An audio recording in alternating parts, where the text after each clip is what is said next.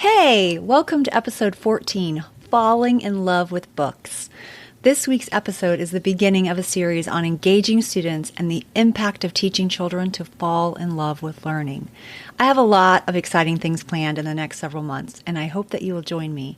Today's episode starts with one of my favorite topics, getting kids to love reading. Corrina Allen, a fifth grade teacher from Books Between podcast, shares her insight and discovery of inspiring kids to read and love books. You won't want to miss a minute. So let's get started.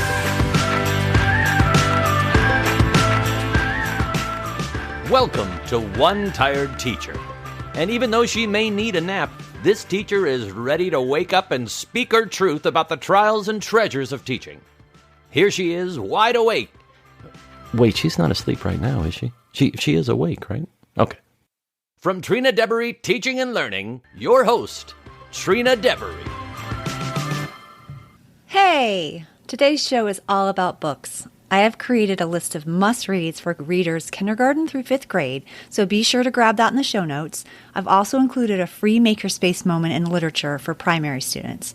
I love taking literature, focusing on ELA standards, and then extending that with hands-on discovery learning activities.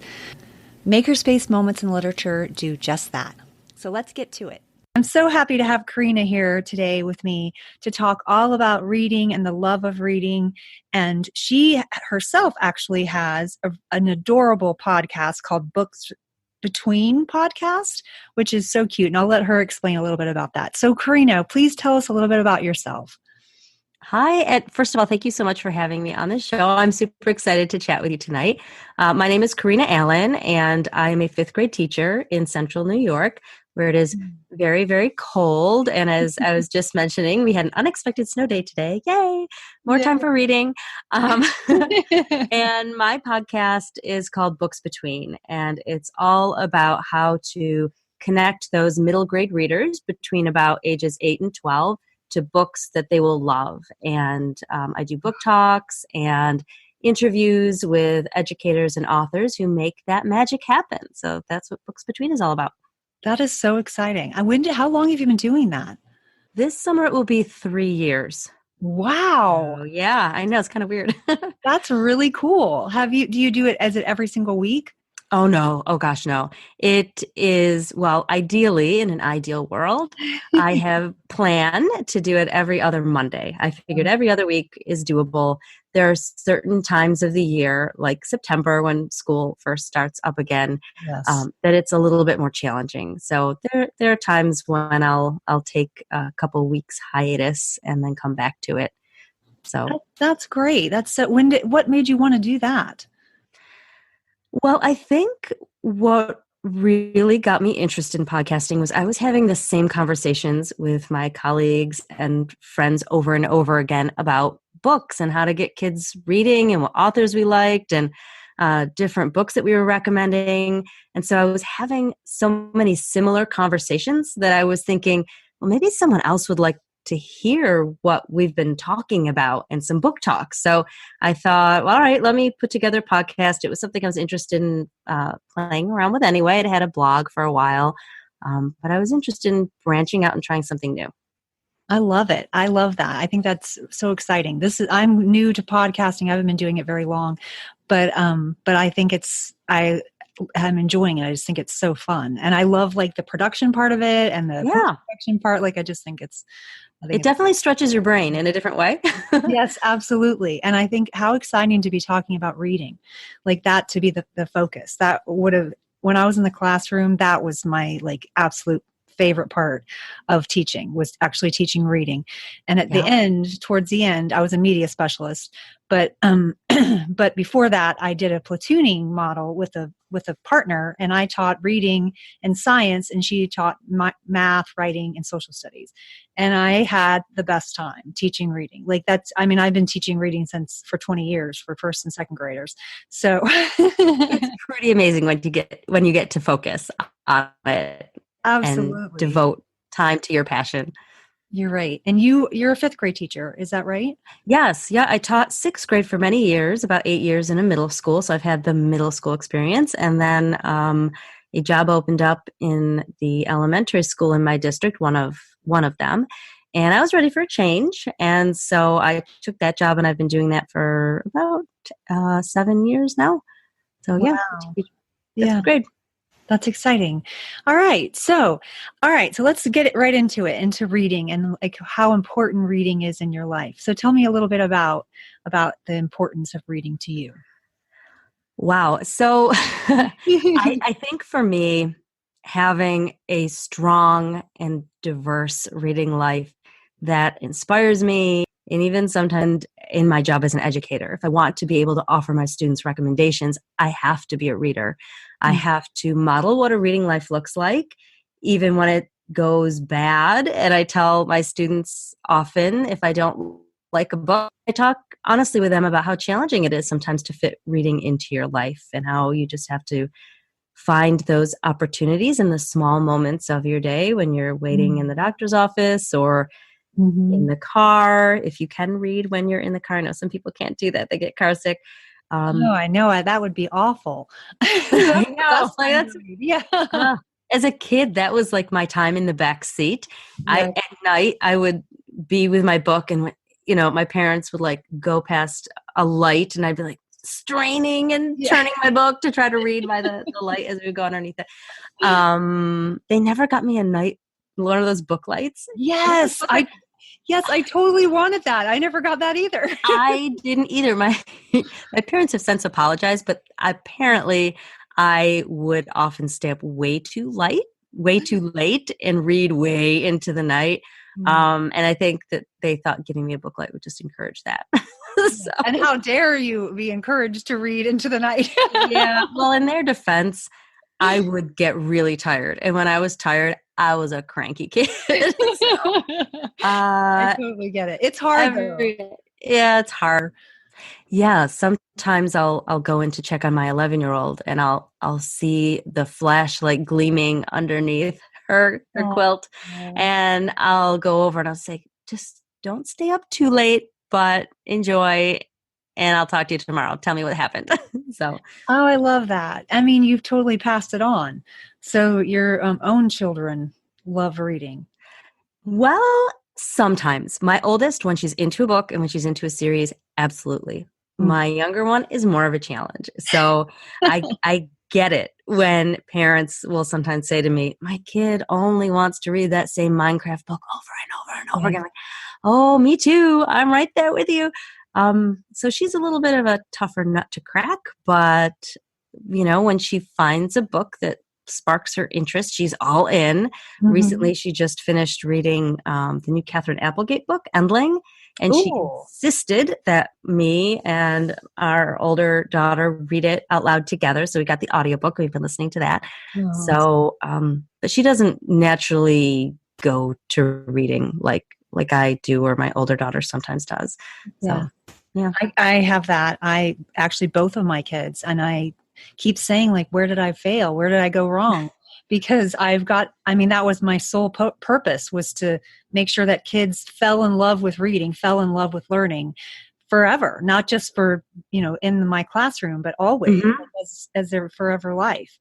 And both of my kids, they're like, I would be so, the book fairs would come and I would read to them. I read to them in utero. They experienced books for the longest time, and neither one of them, they're both like, we go to the book fair and they gravitate towards the toys. And I'm like, what? No, look at all these books. Look at all these things that we can read.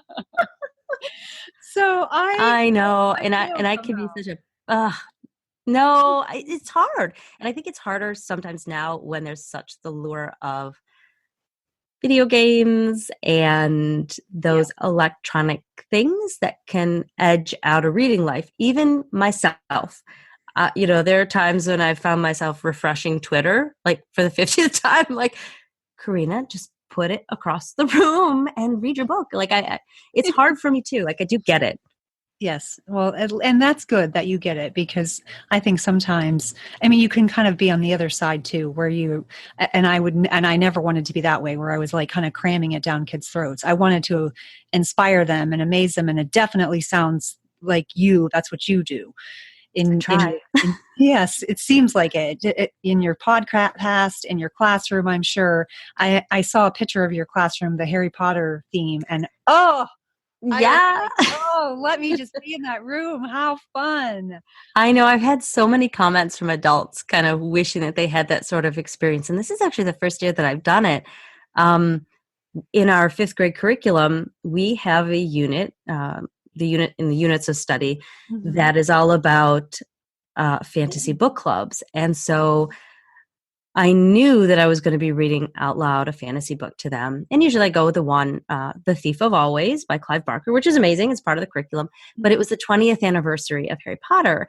And my friends on Twitter were all doing these amazing things in their classroom with Harry Potter. And I honestly just thought, I'm doing it. I'm going to dive in. And so over the holiday break when they were gone, I snuck in a day early and I put up all the banners and I got a little sorting hat and, have some plans for the future about some things that we're going to do. So it's been fun. They've really enjoyed it. So I was going to say, they probably came back and felt like they were like in some kind of magic land. I mean, like for real. How exciting that would be. yeah, the day before break, it was right before the holiday break, and I wanted to give them those Hogwarts acceptance letters. Like I really wanted to make that happen for them. So I spent like hours on like PicMonkey making them and finding and importing like the Hogwarts seal and all this stuff. And I went on Amazon and they have that wax seal stuff that you can yes. melt. So during break, here I am in the teacher's lounge. I've got all these letters. I'm folding them up, putting them into envelopes, and I've got like a lighter, and I'm like lighting, I'm melting this wax, and all the teachers keep coming in and out. I'm like, what are you doing? Like, it's a Harry Potter thing. Like, it's okay. It's a Harry Potter thing.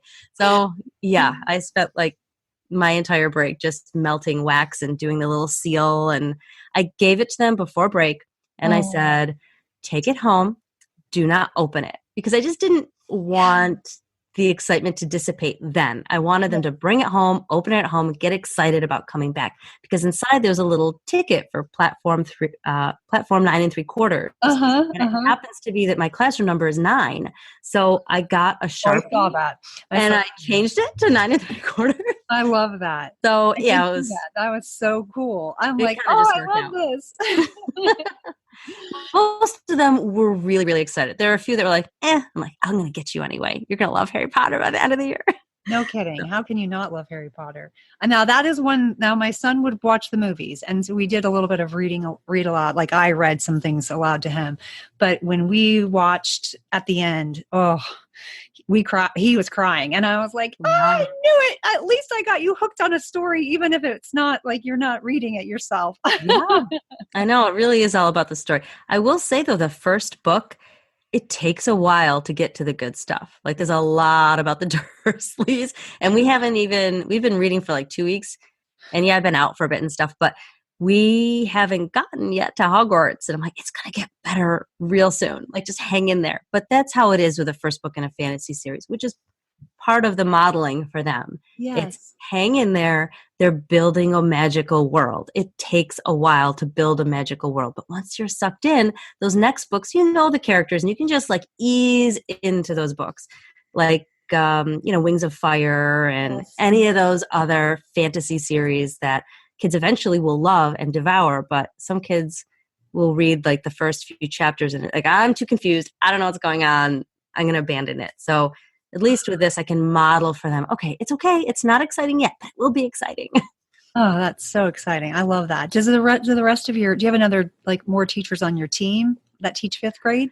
We have 3 fifth grade teachers on the team, but we each have separate classes. We don't switch classes. Okay. So they do their own magical things, though. I feel like we each have our own strengths, and they're not necessarily the same. Like on our team, kids know that if they want graphic novels, they come to me. And if they want science fiction books, they go to Mr. Ducharme because he's got all the amazing science fiction series. So we each kind of have our own thing that we do. I think that's great. I love that, actually. I'm glad to hear that not everybody is exactly the same. Yeah. So, okay. So how important do you think reading is, obviously, to a child? I think it can be everything to a child. It can be an escape. It can be the chance to see someone like you in a book for the first time and feel like you've been seen. It can be an entryway into a new passion. I know just this past week in our science unit, we've been studying the solar system.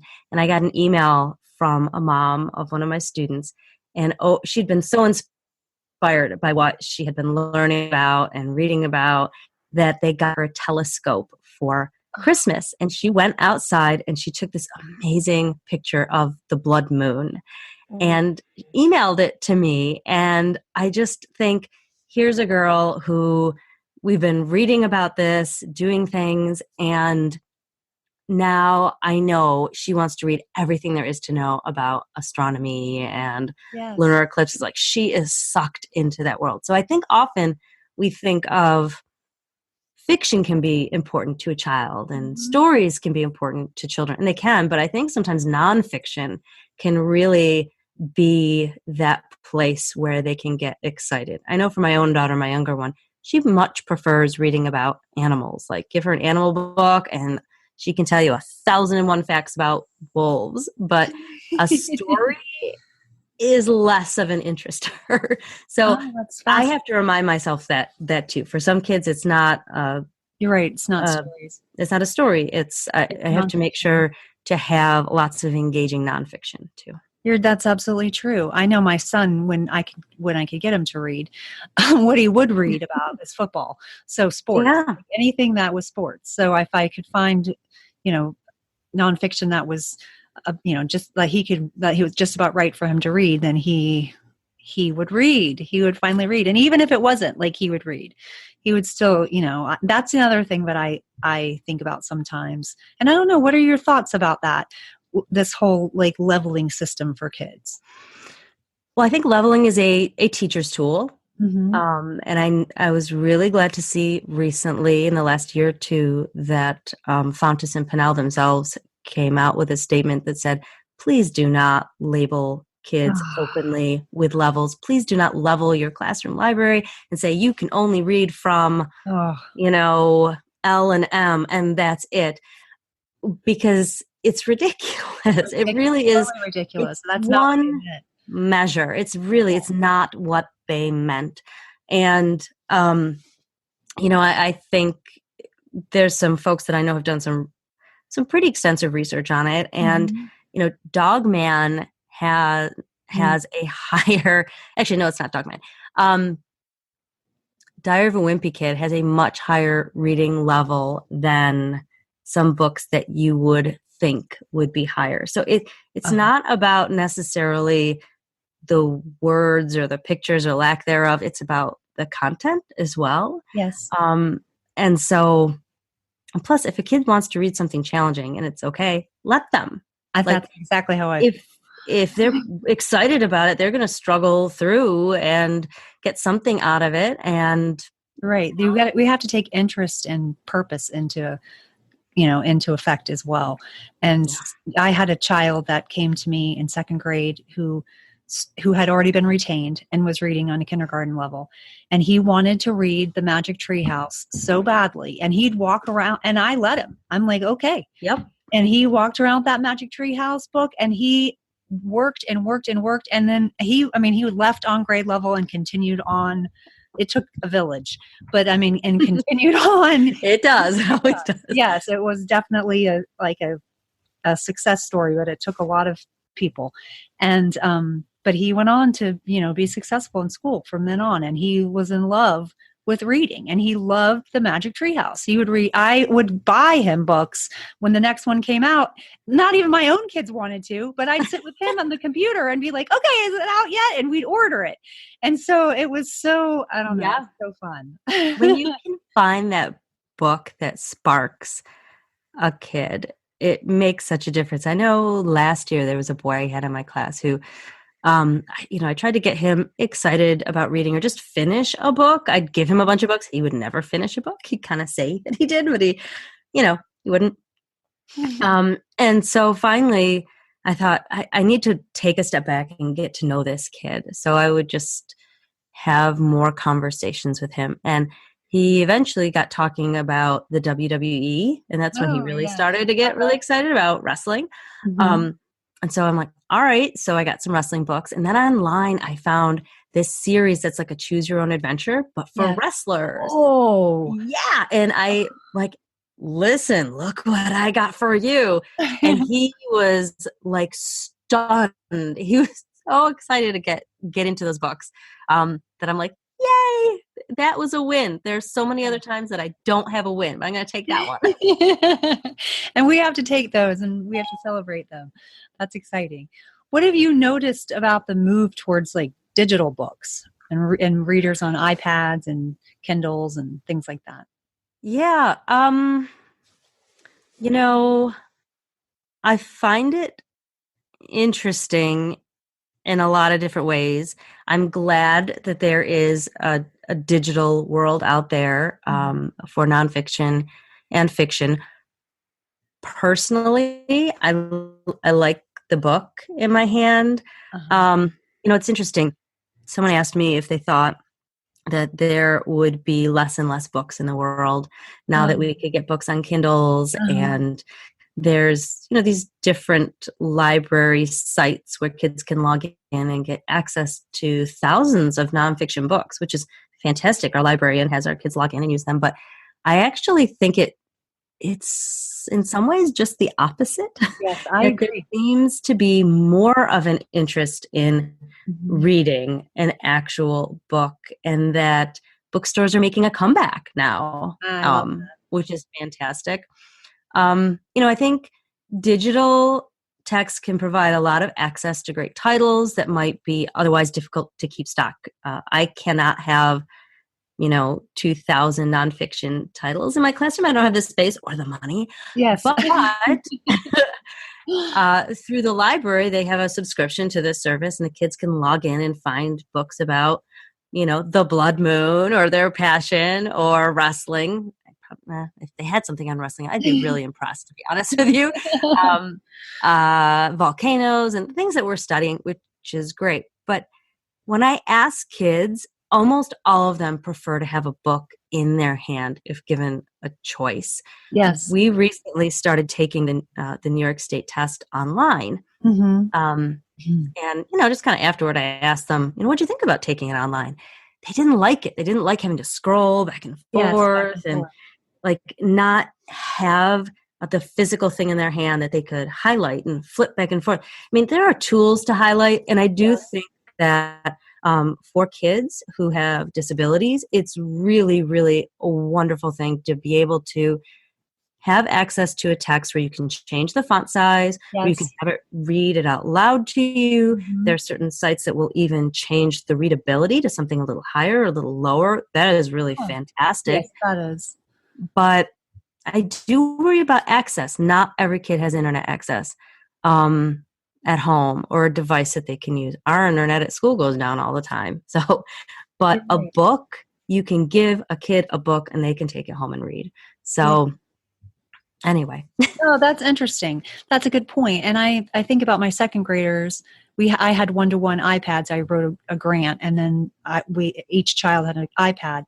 And I had a ton of books on there, but they still wanted to read like physical books. Now they got better at like underlining and using some of the tools, but I don't think it still wasn't the same as having an actual book in their hand. Now for me, like I think I can go either way. What I love about the iPad. Well, I love that I can read it in the dark, although I got one of those lights. But for some reason, I don't know why that never came to me. And as soon as I realized, I can read this in the dark. It was just like the greatest thing ever. And then I can walk around with, 100 books in my hand when I really only just have my iPad. So I think that's the nice thing about it. And I do like changing the font because as my eyes have gotten older, I don't have to I can read it without without glasses on, and I'm like, oh, I've got gigantic font, so That is helpful. It really is. One thing I worry about, though, was recently, it was brought to my attention that there is this Lego Lord of the Rings game that has been completely removed from some digital platforms. Like, you can't access it anymore at all unless you have a physical copy. So I do worry about files and platforms that can become obsolete. And, oh, you know, that. it was something that was kind of off my radar until that story popped up. And I thought, there is always a place for a physical book. And it is much easier. Like, once you have a physical book, you own it. You can borrow it. You can put it in your little free library if you have one. I really want one. I can't find it, but I really, really want one. But you can't do that with a digital file. You can't. It's harder. Like, at the end of the year, I always go through my list of what the students have read throughout the year, and I go to the Scholastic Warehouse, and I always buy my students a book at the end of the year as a goodbye, and I think you would really like this. And you don't have that same thing if, like, here, send, it's a digital file. Like, it's just not the same thing. When I get a book, I like to open it up and, like, fan the pages and smell that book. There's something so sensory about it. Yes, you're right. That's so funny. You're so funny hearing you say that. You're right. No, you're absolutely right. I love that, though. But I love, it's so obvious how much you love books and love reading. And I think that has to come across to your students and the people that hear you. I think that's important. Yeah. And hopefully, I mean, when they leave my class, maybe not all of them will love the smell of a brand new book that's cracked open, but some of them might, or they might later in life. Like, I realize that I might just be planting a seed that will grow later on. Yeah. So you're right. Absolutely. And my fourth grade teacher, it was my fourth grade teacher, actually, that was who hooked me. And it was Tales of a Fourth Grade Nothing. Oh yeah. Judy Blume. And then I couldn't put down, I read every single Judy Blume book that she had. Uh-huh. And then I just went from there. And then it was I don't know who else was after that. Ramona. I loved all those books. I'm making myself sound so old. So I love those books too. Those were amazing. I always wonder, what are the authors that kids are going to mention in 20, 30 years? I'm like, Raina Telgemeier will be mentioned. She has a place in kids' hearts now. Yes. It's just interesting to think about. But yeah, Judy Blume and Beverly Cleary for me too. Yep, absolutely love them. Did you ever read, were you into Babysitter's Club or Sweet Valley High? Yeah, Sweet Valley High. Yes, I loved those. I could not get enough of that. I do remember that. That's so funny. I wanted a twin so bad. Just so I could play tricks on my teachers and we could dress up as each other. But yes. I remember, was it Jessica? I remember Jessica, but I don't remember the other twins. Elizabeth.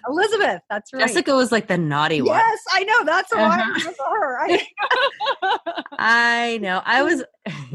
That's funny. Yeah, I was a little bit more of a Jessica, to be honest. Yeah. I was probably more of an Elizabeth, but I probably wanted to be more of a Jessica.